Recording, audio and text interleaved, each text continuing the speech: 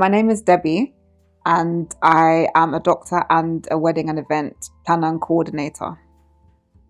Oh yeah, hi, my name is Kojo, and I'm a cloud automation engineer and IT support as well. All right, so yeah, I'll talk for this one. So we met, there was a work event that we both went to, fortunately. And then I kind of just spotted her from afar. So yeah, I approached her, spoke to her for a bit, and then took her number. And then It wasn't that easy, by the way. Yeah, that's what they always say. But yeah, took her number, and yeah, we started texting. So from texting, yeah, just one thing led to the other, and then we're here.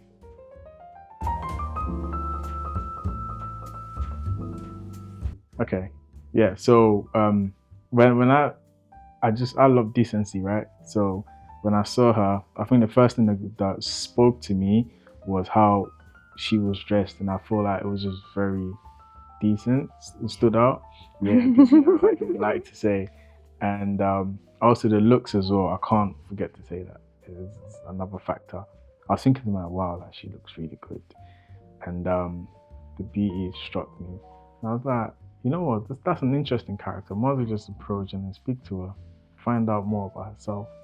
So yeah, that was what got me.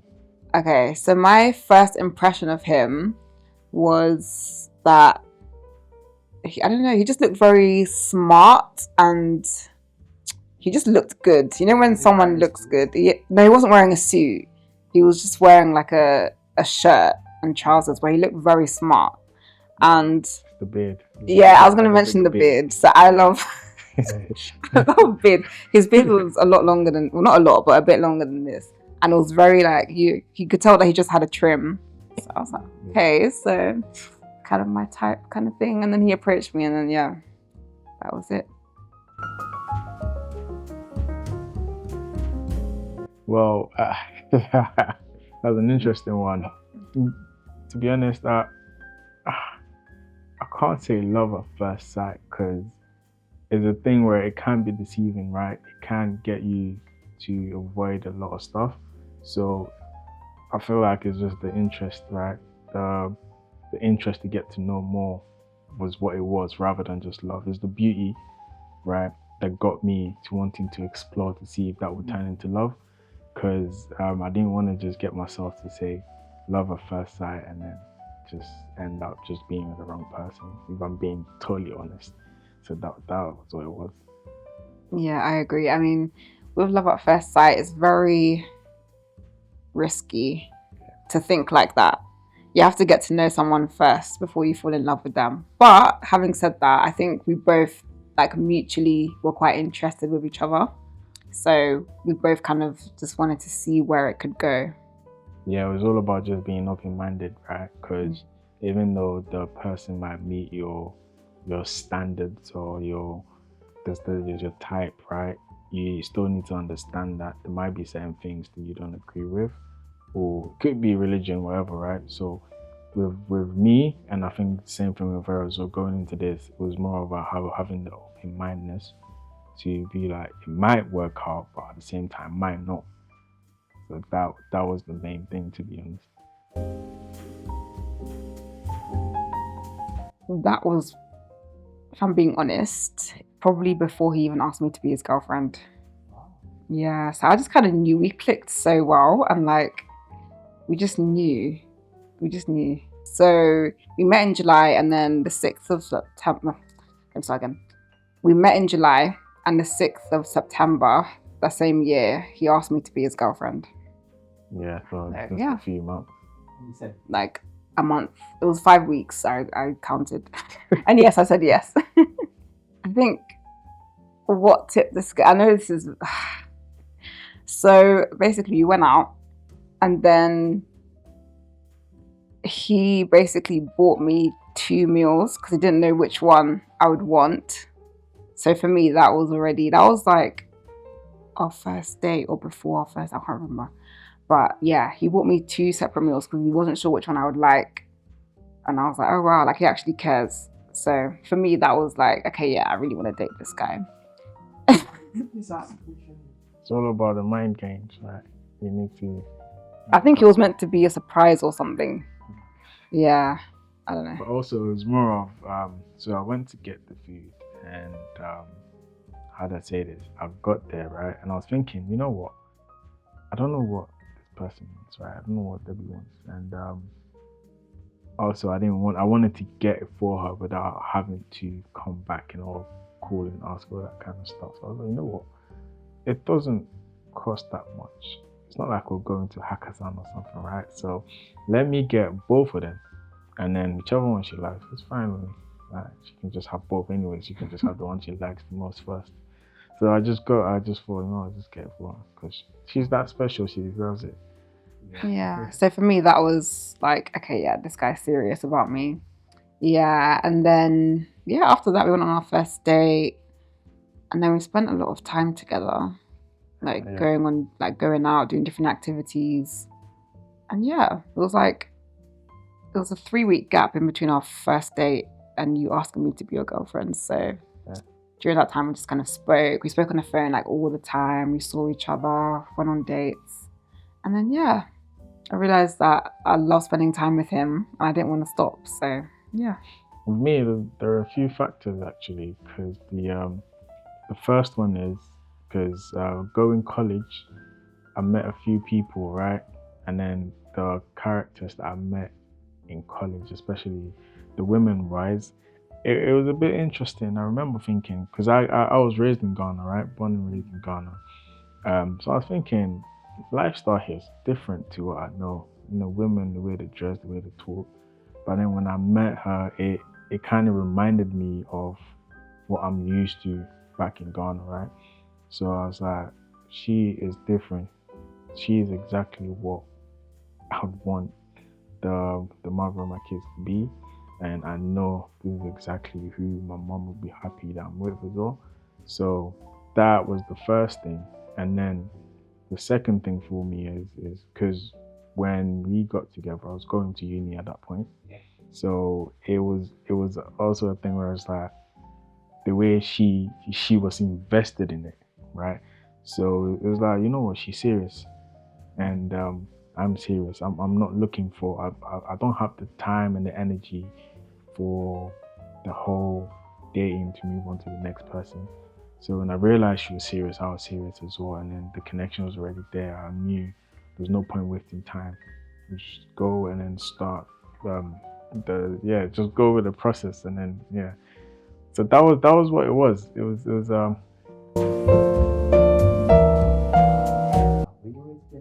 No, I was born here. You're from Nigeria. Yeah, but I was born here. Just say. Yeah. I'm Nigerian, but I was born here. Yeah. Ghana, Nigeria. Well, the best Jollof. That's the best. That's the thing. I've We tried. can't agree. I've tried so many times, prove why Ghana Jollof is the best, but they just can't seem to get past the basmati rice. So Yeah, no. Nigerian jollof, definitely. 100% is better. Sorry, I know that a lot of people will disagree with me, but that tells you something. If a lot of people are disagreeing with you, it means no, like the Ghanaians disagree with me. That's what I mean. Nigerians agree with me. What's the reception been like with your family? Well, starting with my mom. My mom absolutely love her. And my dad as well. I feel like there's no I wouldn't say there isn't any animosity in the sense where you just be second guessing, right? With me, everything is just smooth. My parents are in support, and I haven't had anything, so I'm happy. I'm totally happy. And from my side, Kojo's been received very well from my family.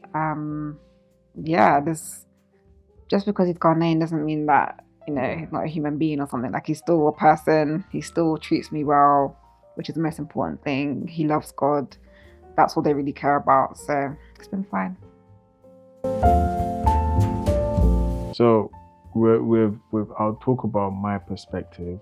She can talk about hers, and then we talk about us together as a family. So me going into this, I remember we just drew out a whole like a vision board, right? And my hopes going forward, 5, 10 years, would be having a family, um, but then also being able to raise them in a way like in the house of God.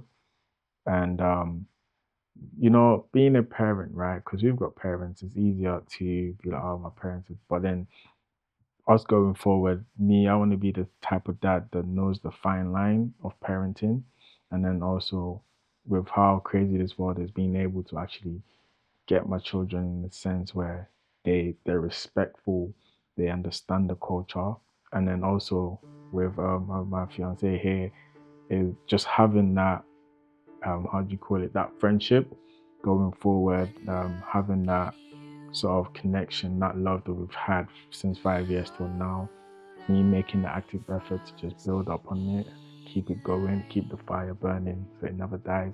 So that is my main target for me personally, goals I've set for myself to meet. So I'll let her talk about hers and we'll talk about us together. Yeah, okay. So my hopes for the next 5 to 10 years would probably be obviously to be married to my fiance, have children, and to just have a life where we can be financially free and able to actually spend a lot of time together and a lot of time with our children as well. As I want to be a really present mum, I want him to be a really present dad as well. So just choosing a career that will allow us to have that time to be a family and to have time to do things with each other, which a lot of families don't really have time to do. Yeah. Yeah. So she said most of what we want to do together actually. But Oh, sorry. yeah, that's totally fine. But I would say that us together is just still being able to build that relationship that we've got with our families so that we stay connected, we don't feel like we're alone, right? And then also we be able to connect with the church environment as a couple rather than just us going our ways, right? Religiously, because we become one once we get married. So we want to be able to just keep that going in the house of the Lord as well. And then, like you said about the finances, it is important to me because I didn't have that opportunity growing up in Ghana, the mindset, the knowledge. So, as those parents, we want to build a household where we're all financially literate in the sense where we know how money works, how to, utilize money in a sense to just yield a bit more. And then, yeah, I feel like these are the key things that we hope for going into marriage. So, hopefully it works out and see how it goes. Yeah, to all the single Pringles, I would say I would say keep an open mind and don't what's the word? Don't lower your standards. Yeah. All right. So with me, what I would say is, I relate this to the guys a lot more. Is know what you want, and if you know what you want. If you feel like this is the right person, just take the bold step and go for it. And the key thing for me is, do not get influenced by people, especially friends, right? Where they might be living a lifestyle where it makes you feel like you're just not good enough, or just you can't keep up with women. You don't have to live the lifestyle. If you find the one that you feel like for the future, think ahead, think about the future. You feel like this is going to be the person that will build a home for you. Don't follow friends. Do what you want to do, and then you will just yield the best future for yourself. Thank you.